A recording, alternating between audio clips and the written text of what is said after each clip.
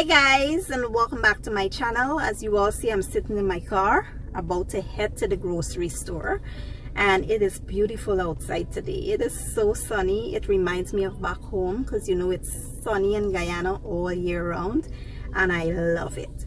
Now I'm heading to the store to pick up a few items to make some delicious Guyanese split piece cook-up rice. I know this will be amazing. You guys will love it. But before we jump into the video, please don't forget to hit the subscribe button for me and like, share, and comment on the video. Now let's get into the recipe.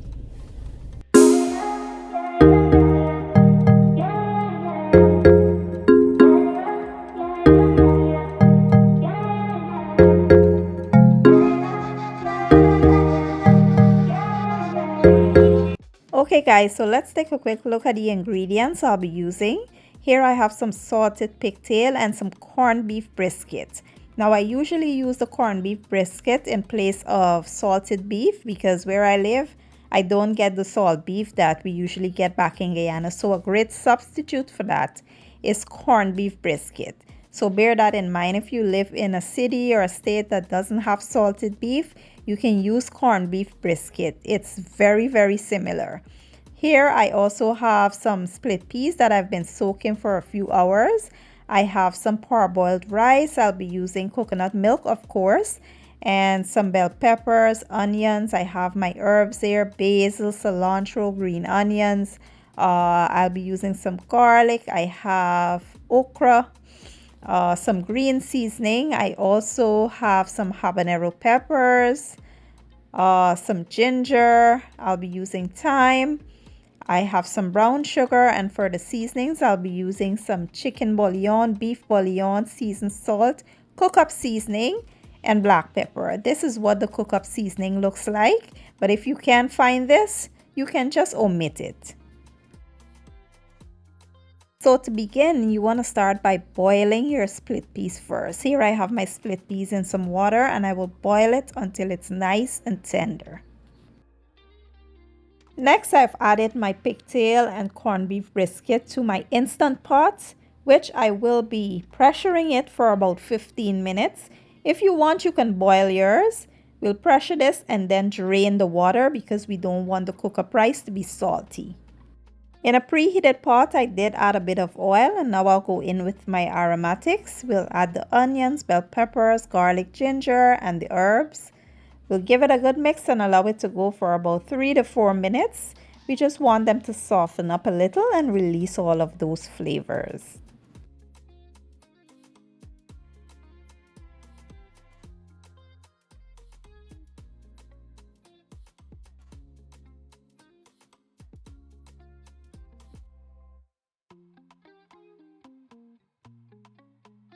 So at this point, you want to add your cooked split peas here. And when you drain your split peas, you want to save that water, you know, because we will be using it back later. So you want to add the split peas, give it a little mix, and then we'll add our pigtail and corned beef brisket. Now I did notice once I added the meat, the pot was a bit too small, so I had to transfer everything to a bigger pot. This is my favorite pot, so you know I try to cook everything in this pot. Even though I know some things won't be able to fit, I try to squeeze it in, but I had to definitely transfer the stuff to a bigger pot because this was not working. Once we transfer it to the pot, we will add our rice in here. You want to wash your rice thoroughly before adding it. And then we will allow all of the ingredients to go for about 5 minutes. We want them to marry well before adding the liquids.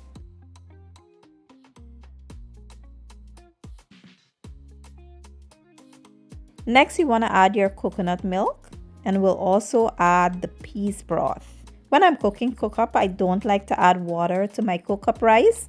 So I add either the beef broth, the peas broth, you know, whatever broth that I have, I would usually add that. So we'll add them in, then we'll add our seasonings to add flavor and taste. And I try to add the sugar, and the entire thing fell in there. So there goes the sugar in there. and we will give it a good stir. I like to add the sugar to balance everything out. You don't taste it in there, but it adds great balance to the cook-up rice. Once we're done, we will add our habanero peppers and the thyme. We will cover and allow this to simmer on low heat until our rice is nice and tender. So you want to get in there periodically and stir this to make sure nothing is sticking or burning at the bottom and that everything is cooking evenly. Once you give it a stir, you cover and allow it to continue cooking.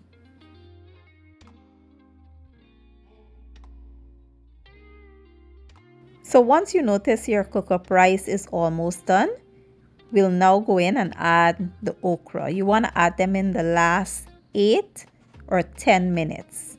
And we'll allow them to steam. We don't want them mushy, we just want them nice and tender. So we'll allow them to steam. This time we'll leave the pot uncovered so that some of the liquid can evaporate faster. And this is it, guys. The cook-up rice is finally done. Now we'll garnish with some fresh parsley and that's it. Now you don't want your cook-up rice to be too dry. This here is perfect. Once it cools down, it will become even drier. And you want to have some liquid in there so that it's nice and moist when it cools down.